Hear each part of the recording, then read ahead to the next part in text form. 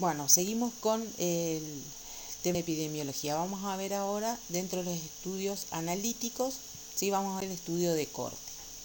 Un estudio de corte se da en el tiempo, tiene una dirección que es prospectivo, es decir, tenemos una población con gente sana, hay gente que está expuesta a la enfermedad, hay gente que no está expuesta.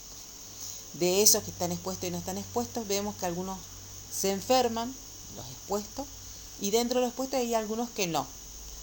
Dentro de los no expuestos tenemos también gente enferma y gente que no es enferma.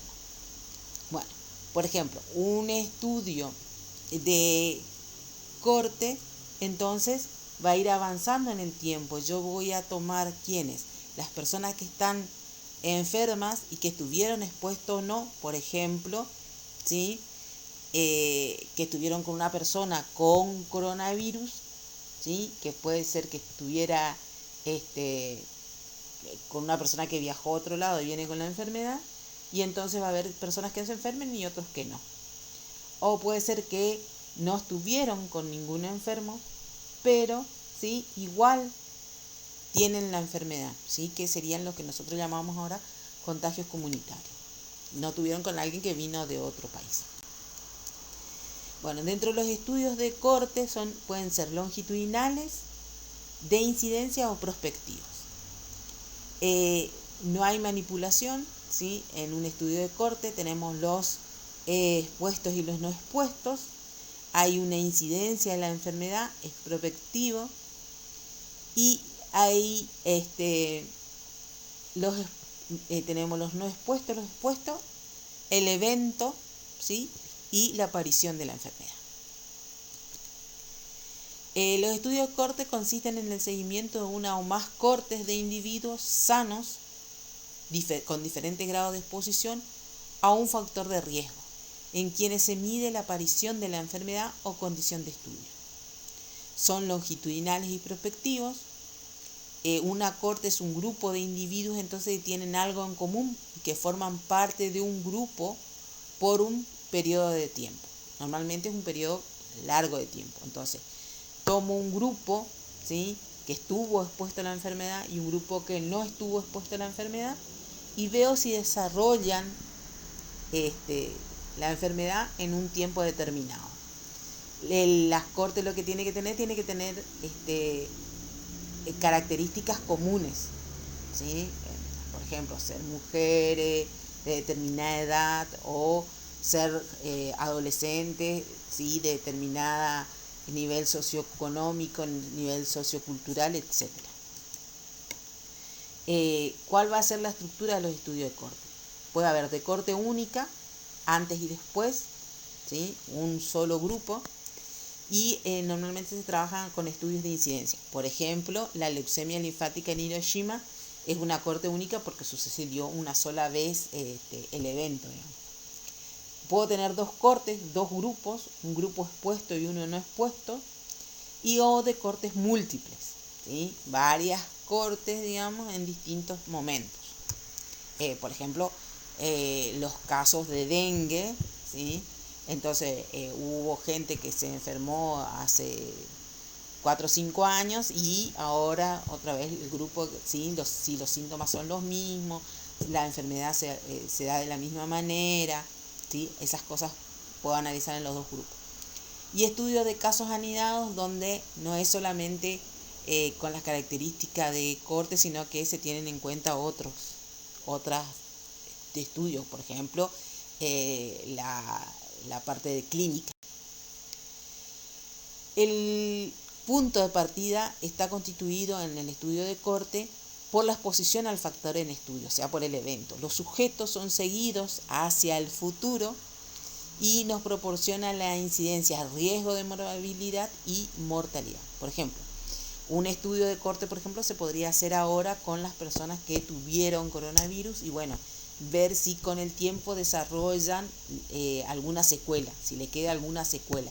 Si no, pasó la enfermedad, se recuperó y ya no vuelve a tener la enfermedad, queda inmunizado o puede volver a tener. Por ejemplo, en el caso del dengue, se dice que si uno tuvo dengue de una determinada cepa, no queda inmunizado por 6 meses, un año de esa cepa. Las ventajas: se conoce con exactitud la población en riesgo y la no expuesta. Los sujetos son estudiados por tiempo preestablecido con criterios uniformes y es posible disminuir o eliminar el sesgo y las variables confundentes. Es un estudio de incidencia y de riesgo relativo. Las desventajas: el sesgo al diagnosticar la enfermedad, ¿sí? Puede ser que se diagnostique que tenga la enfermedad y no es así, tenga otra cosa, ¿sí? Por ejemplo, hay gente que le diagnostican neumonía y tuvo coronavirus, o al revés, le diagnosticaron que tuvo coronavirus y no, era una neumonía nada más. El tamaño de la muestra es mayor, tiene el tiempo de observación, ¿sí? Lleva años, digamos, es alto el costo porque al ser por un tiempo determinado uno tiene que tener, digamos, el costo de llevar el seguimiento. Se puede aburrir el investigador o el que le está haciendo el seguimiento o hay cambio en el equipo, ¿sí? Del investigador o de los investigados. Entonces, hago seguimiento hasta la adolescencia, por ejemplo, en un diseño de cortes. Entonces inicio el estudio, muestra de recién nacido sin hipertensión, ¿sí? Con factor de riesgo presente, con bajo peso al nacer. Y tomo otro grupo con factor de riesgo ausente, sin bajo peso al nacer, ¿sí? Los adolescentes con hipertensión arterial, veo si se presenta o no que tengan problemas de hipertensión arterial. Los niños con bajo peso al nacer y los que tuvieron peso normal. Entonces ahí analizo si tienen presión arterial o no en la adolescencia. El estudio de corte, por ejemplo, un estudio sobre leucemia en médicos que hacen radiología, los médicos de servicios de radiología y los hematólogos del banco de sangre. Hay una prevalencia de leucemia, entonces hay que ver cuáles serían, para qué hacemos este estudio, en general para tener unas medidas de prevención. Digamos, el hecho de que los médicos de radiología usen, ¿sí?, un delantal de plomo hoy en día es porque, digamos, se vio que había una prevalencia de leucemia y entonces se llegó a esa conclusión. El seguimiento de usuarias de gestágenos para evaluar la eficiencia de anticonceptivos, ¿sí? Entonces, y su riesgo. La frecuencia de observación, cuántas veces las mujeres serán visitadas, contactadas o examinadas. Los métodos de estudio de embarazos, complicaciones, la información será entregada por las mujeres o se harán exámenes médicos.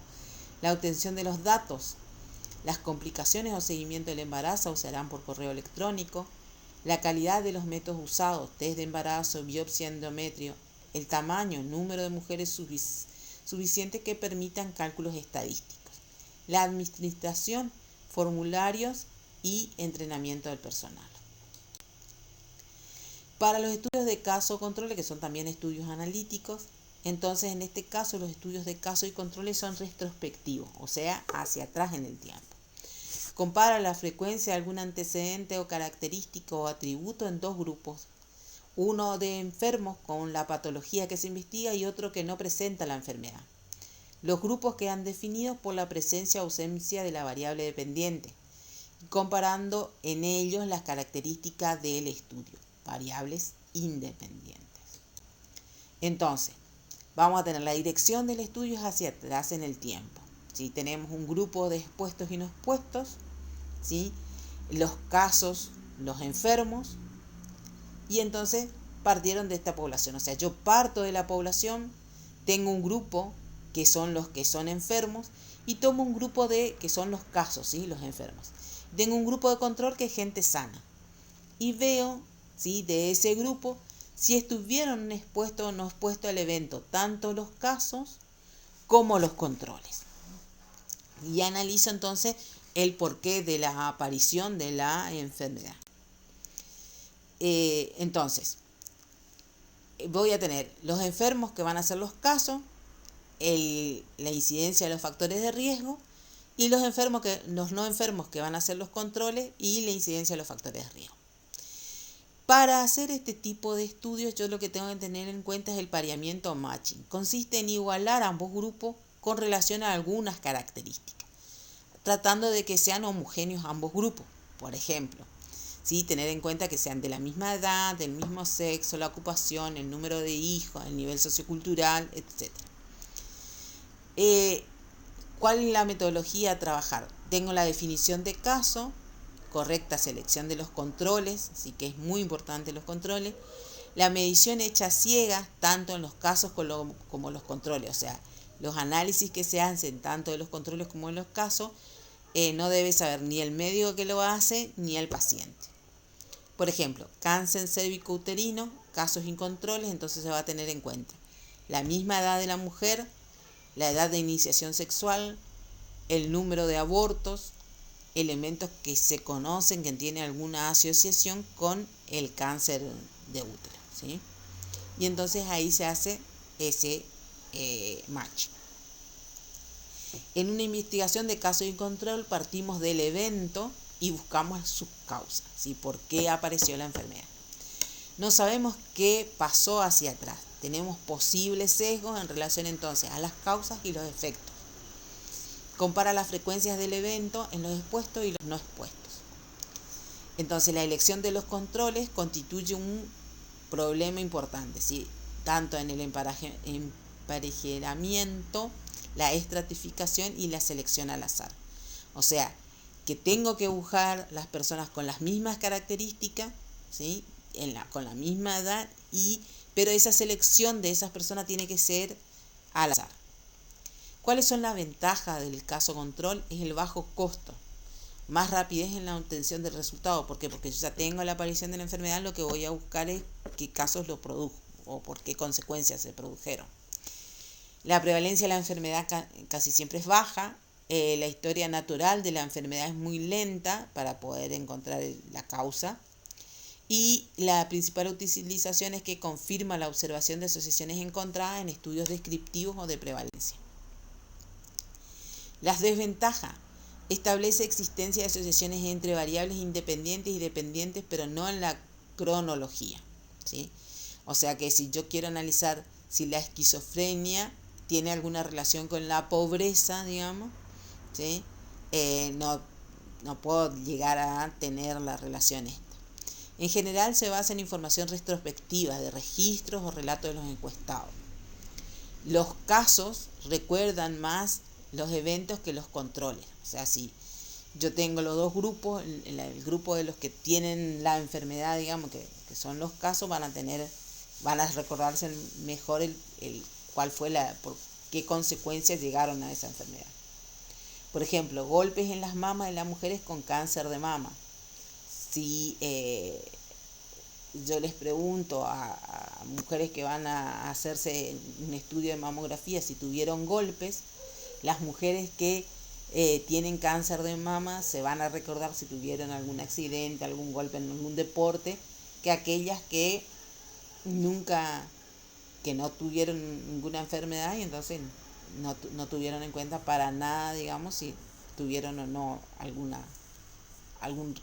corrieron algún riesgo de ese tipo. Debe ser ciego para no influir en los resultados, ¿sí? Quiere decir que ni las personas del caso ni el control deben saber